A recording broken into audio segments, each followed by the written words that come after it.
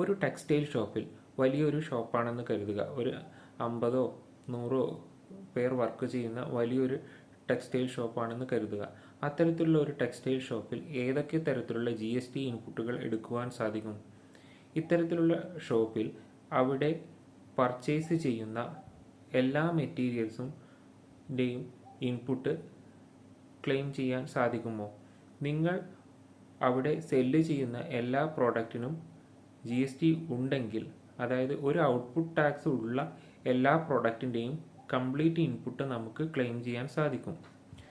പിന്നെ അവിടെ മറ്റെന്തൊക്കെയാണ് ഇൻപുട്ടുകൾ വരുന്നത്? അവിടെ ഇപ്പോൾ ഇൻറ്റീരിയർ വർക്ക് ചെയ്യാം, ഇലക്ട്രിക്കൽ വർക്ക് വരാം, അല്ലെങ്കിൽ വേറെ അഡ്വർടൈസ്മെൻറ്റ് വർക്ക്, അങ്ങനെ പലതരത്തിലുള്ള സർവീസുകൾ വരും. ഇത്തരത്തിലുള്ള സർവീസുകളുടെ ഇൻപുട്ടെല്ലാം നിങ്ങൾക്ക് ക്ലെയിം ചെയ്യാൻ സാധിക്കും. നിങ്ങൾ സെല്ല് ചെയ്യുന്ന എല്ലാ പ്രോഡക്റ്റിനും പൂർണ്ണമായും GST ഉള്ളതാണെങ്കിൽ അത്തരത്തിലുള്ള എല്ലാ ചെലവുകളുടെ ഇൻപുട്ടും നിങ്ങൾക്ക് ക്ലെയിം ചെയ്യാൻ സാധിക്കും.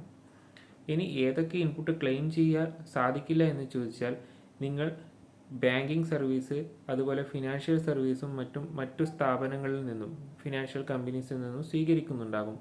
അത്തരം സർവീസുകൾക്ക് അവർ സർവീസ് ചാർജ് ഈടാക്കുന്നുണ്ടാകും.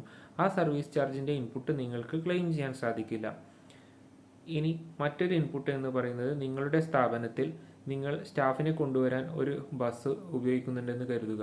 ആ ബസ് സർവീസ് ചെയ്യുമ്പോൾ അതിൻ്റെ ഇൻപുട്ട് നിങ്ങൾക്ക് ക്ലെയിം ചെയ്യാം. അതുപോലെ നിങ്ങളുടെ സ്ഥാപനത്തിൽ ഗുഡ്സ് വെഹിക്കിൾസ് ഉണ്ടാകും. മിനി പിക്കപ്പ് അല്ലെങ്കിൽ ഗുഡ്സ് ഓട്ടോ പോലുള്ള വാഹനങ്ങൾ ചിലപ്പോൾ ഗുഡ്സ് മൂവ്മെൻറ്റിന് വേണ്ടി നിങ്ങളുടെ ഷോപ്പിൽ കൊണ്ടുപോകാനും തിരിച്ചു മറ്റ് സ്ഥലങ്ങളിലേക്ക് എത്തിക്കുന്നതിനൊക്കെ വേണ്ടി ഉപയോഗിക്കുന്നുണ്ടാകും. അത്തരം ഗുഡ്സ് വെഹിക്കിൾസിൻ്റെ ഇൻപുട്ടും നിങ്ങൾക്ക് പൂർണ്ണമായും ക്ലെയിം ചെയ്യാം. ഇതാണ് ഒരു ടെക്സ്റ്റൈൽ ഷോപ്പുമായി ബന്ധപ്പെട്ട് GST ഇൻപുട്ടുകളെ കുറിച്ചുള്ള ഒരു ബേസിക് ആയിട്ടുള്ള ഒരു ഔട്ട്ലൈൻ.